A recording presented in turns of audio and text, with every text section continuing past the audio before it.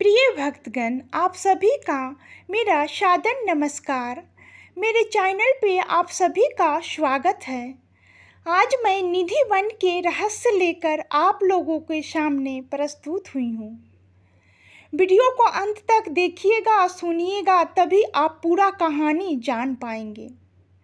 भगवान श्री कृष्ण आपकी हर इच्छा पूर्ण करेंगे।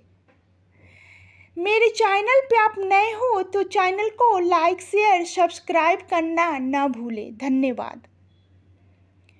एक बार प्रेम से बोलो जय श्री कृष्णा, जय श्री कृष्णा। तो चलिए दोस्तों, मैं निधि वन का रहस्य आप लोगों के सामने प्रस्तुत करती हूँ। दोस्तों, क्या आप जानते हैं वृंदावन में निधि वन नामक एक स्थान है जहाँ श्री कृष्ण का प्राचीन मंदिर स्थित है। इस मंदिर और जंगल में कई लोक मान्यताएं हैं श्री कृष्ण से जुड़े हुए कि भगवान श्री कृष्ण यहाँ रोज आते हैं और रात को रास लीला करके यहाँ सो जाते हैं दोस्तों, और सुबह होते ही निकल जाते हैं। इन अजीबोगरीब चीज़ों का राज मैं बताने जा रही हूँ। निधि वन के मंदिर में शयन आरती करने के बाद सभी भक्तों को बाहर निकाल दिया जाता है और मंदिर और निधि वन क्षेत्र को लगभग 7 तालों से बंद कर दिया जाता है।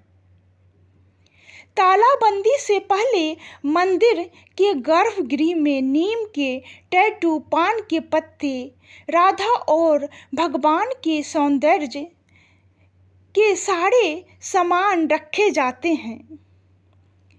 दोस्तों, रात में यहाँ कोई नहीं आता, लेकिन सुबह 7 तालों में बंद मंदिर जब खुलता है तो पान चबाकर रखा हुआ होता है, लड्डू खाया हुआ होता है और सौंदर्य के जितने भी सामान बिखरे रहते हैं।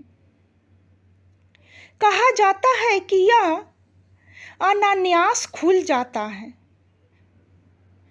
और सारी चीज़ें खुद ब खुद हो जाती है। हालांकि लोग इस संबंध में अपने अपने अनुभव बताते हैं। दोस्तों, एक मान्यता के अनुसार इस मंदिर को तानसेन गुरु संतो हरिदास ने राधा और कृष्ण के संयुक्त रूप का प्रतिनिधित्व करने वाले अपने भजनों के माध्यम से प्रकट किया था। यह एक ऐसा स्थान है जहां अक्सर कृष्ण और राधा आते थे। यहाँ स्वामी जी की समाधि भी बनी हुई है। यहाँ रात को नहीं आता है। ऐसा कहा जाता है कि जो कोई भी इस रहस्य को जानने के लिए रात में यहाँ रुकता है वह सुबह आनंद और अर्थहीनता की स्थिति में होता है। 2-3 दिन में मर जाते हैं, ऐसा कहा जाता है। दोस्तों, शाम के बाद इस मंदिर को बंद कर दिया जाता है और यह भी कहा जाता है कि अगर कोई यहाँ छिपकर रास लीला देखेगा तो अगले दिन पागल हो जाएगा। यहाँ रात में कोई नहीं रहता। स्थानीय लोगों के मुताबिक ऐसा सालों में से होता आ रहा है। कोई इसे अंधविश्वास मानता है तो कोई इसे श्री कृष्ण का चमत्कार मानता है। हालांकि सच्चाई शोध पर निर्भर करती है। 5 यह भी माना जाता है कि भगवान कृष्ण स्वयं इस मंदिर में हर रात सोते हैं और बिस्तर पर साफ कपड़े और चादर बिछा देते थे। वह पान, लड्डू और दातुन के अलावा अपने मेकअप का सामान स्टोर करते हैं। हालांकि कहा जाता है कि जब मंदिर के कपाट खुलेंगे तो इस पलंग की हालत देखकर कोई हैरान रह जाएगा। इसे देखकर लगता है कि यहाँ कोई सो रहा है।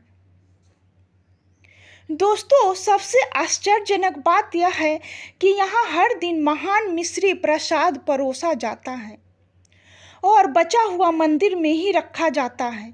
लेकिन सुबह यह प्रसाद भी समाप्त हो जाता है।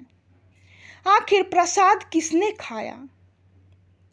कहा जाता है कि कृष्ण राधा की शस्या प्रतिदिन मंदिर के अंदर राजमहल में रखी जाती है।